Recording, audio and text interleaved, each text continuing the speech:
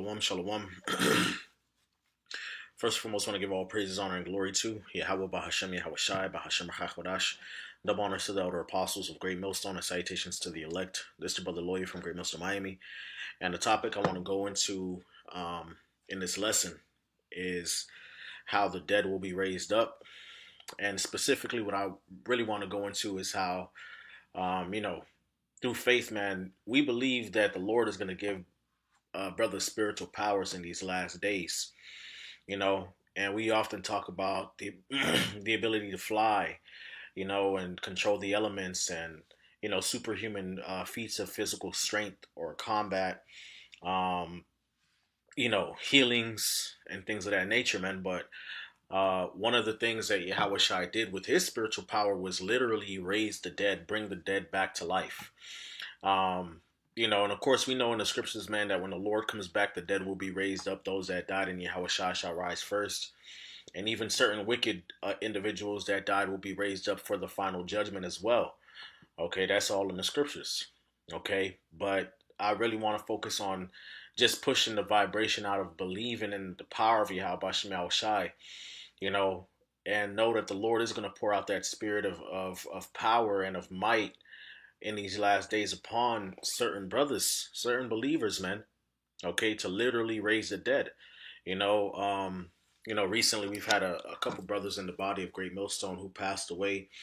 Passed on to the Father, and they're at rest right now. Our camp, we just, uh, you know, had a brother that passed on, the brother Karab. You know, um, but in spite of that, we all the brothers,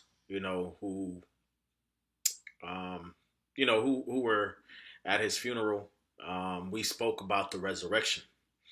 Okay, all right. Those of us who spoke at his funeral, we spoke about the resurrection and how that brother's coming back. And so I just want to push that vibration out in this video. Lord willing, is edifying. I just keep it short and brief, man, because you're gonna have a lot more brothers and believers that pass on. You know, you're gonna have certain martyrs in the faith. But hey, man, the Lord is gonna pour out that power, man, and give certain believers the power to raise the dead back up in these last days, man, to show His power. So, yeah, I'm gonna start here with first, not first, John chapter 14, and John 14 and verse 11. It says, "Believe me that I am in the Father, and the Father in me, or else believe me for the very work's sake. Verily, verily, I say unto you, he that believeth on me, the works that I shall do, he shall do also, or shall he do also, and greater works than these shall he do, because I go unto my Father. And whatsoever ye shall ask in my name, that will I do, that the Father may be glorified in the Son. If ye ask anything in my name, I will do it." Okay? So, yeah, man, we know that Yahweh Shai spoke to his disciples and let them know, man, the things that, he had accomplished through the power of the Father, such things as healing the sick, casting out demons, and, um, walking on water, controlling the weather, multiplying food to feed thousands, okay, and raising the dead, that his disciples will be able to do those same things and greater, man. Okay. All right. Matter of fact, we have an example in the scriptures of Yahweh Shah raising the dead. Okay. This is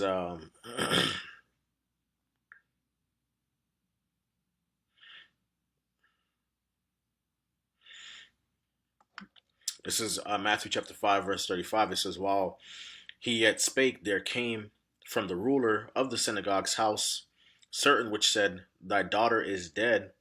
Why troublest thou the master any further?"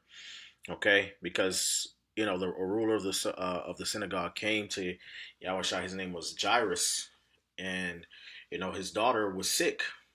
Okay, or of a deadly disease, and so he went up to Yahushua. I was like, Yahushua, can you come to her and pray over her? That she rise up again. And as Yahushua was on the way, you had the healing of the woman that had the issue of blood. Okay, and as that took place, one of the people who lived with or who was of Jairus's house came and told him. like, hey, don't trouble the master any further. There's no point. You know, your daughter is dead. There ain't nothing we could do about it. You know, and so this is what Yahushua responded with. Right? It says, as soon as Yahushua heard the words that was spoken, the word that was spoken, he saith unto the ruler of the synagogue, be not afraid, only believe. And he suffered no man to follow him, save Peter and James and John, the brother of James. And he cometh to the house of the ruler of the synagogue, and seeth the tumult, and them that wept and wailed greatly. Okay, all right. So they're mourning the passing on of Jairus's daughter, right? All right. It says, and they laughed him to scorn. I'm sorry. And when he was coming, he saith unto them, why make ye this ado and weep? The damsel is not dead, but sleepeth. And they laughed him to scorn. But when he had put them all out, he taketh the father and the mother of the damsel and them that were with him, and entereth in where the damsel was lying. Okay, so they laughed at him because they was like, man, she's dead. What do you mean she's sleeping? Okay, right. And so, he put them all out because of their lack of faith, right? But only the father and the mother of the damsel, they were allowed to stay. And he took the damsel by the hand and said unto her, Talitha Kumai, which is being interpreted, I say unto thee, arise. Okay. All right. It says, and straightway the damsel arose and walked, and she was of the age of 12 years, and they were astonished with a great astonishment. And he charged them straightly that no man should know it, and commanded that something should be given her to eat. Okay. All right. So the Lord raised the dead in that instance, man. She was brought back to life by the spiritual power of Yahushua. Okay. So as Yahushua said in John 14:12, verily, verily, I say unto you, he that believeth on me, the works that I shall do, shall he do also, and greater works than these shall he do, because I go unto my Father. The Lord, as he did in times past, all right, he's going to give the men of the Lord power to raise the dead. We read that in the scriptures with, I believe it was Elisha who rose a woman's son from the dead, if not Elijah. Salakia, if I'm misspeaking, but brothers, should know the story. Okay, all right, and then of course, you have Yahushai, his example. You have in the Gospels, you have many examples of that as well, and then also the disciples and the apostles. Okay, now I'm gonna go to Matthew chapter 27, verse 50. It says, Yahushua, when he had cried again with a loud voice, yielded up the ghost or the spirit, all right, because he was on the cross and he, breathed his last breath, so to speak, right? He passed, all right, he died. And behold, the veil of the temple was rent in twain, or torn in two, from the top to the bottom, and the earth did quake, and the rocks rent.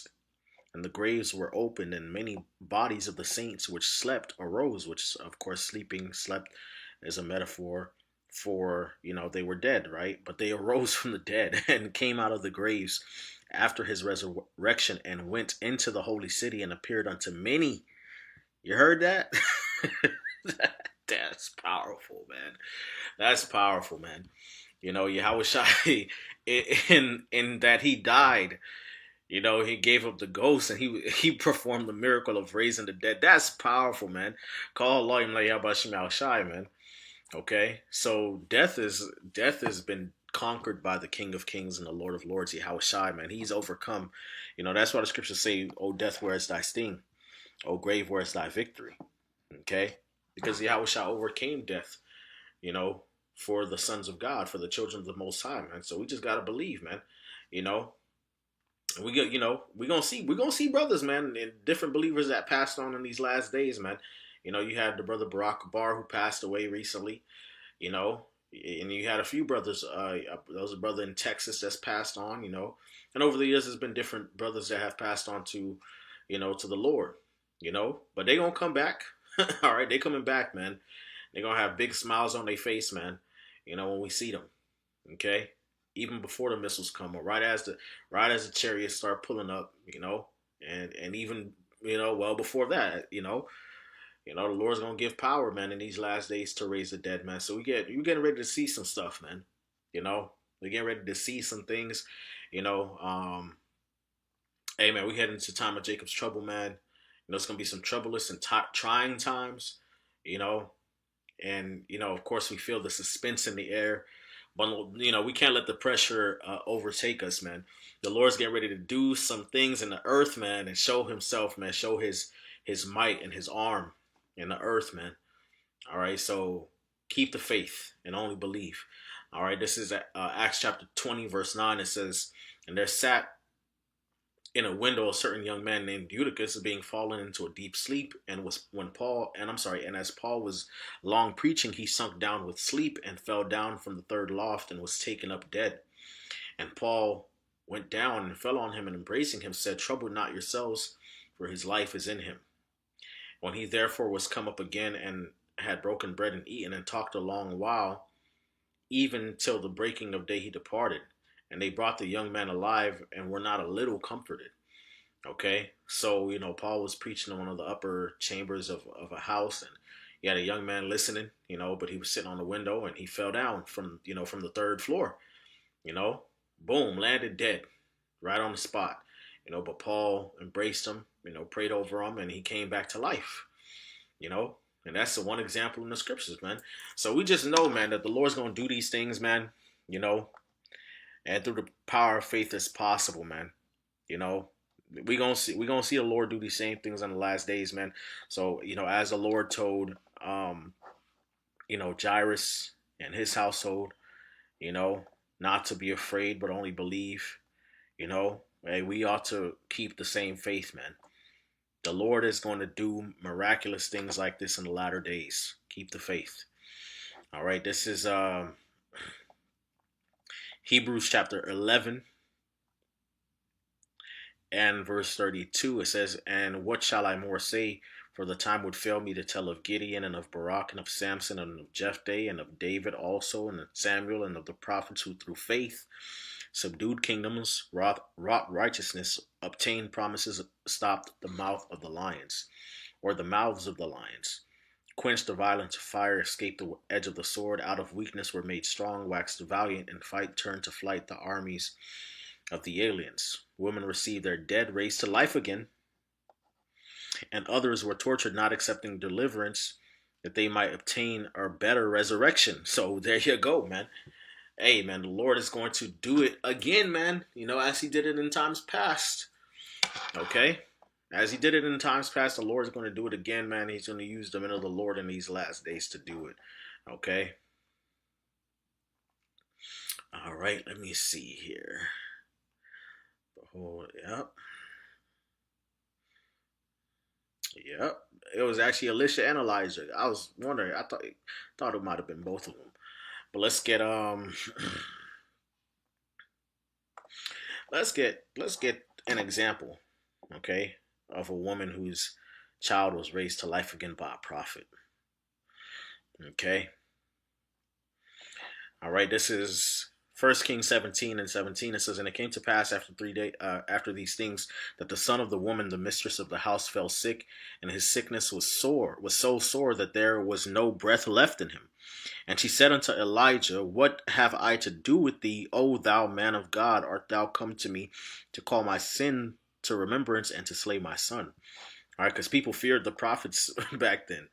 Okay, so when the prophet came up, man, people was like, "Damn, judgment get ready to come on my my ass," you know.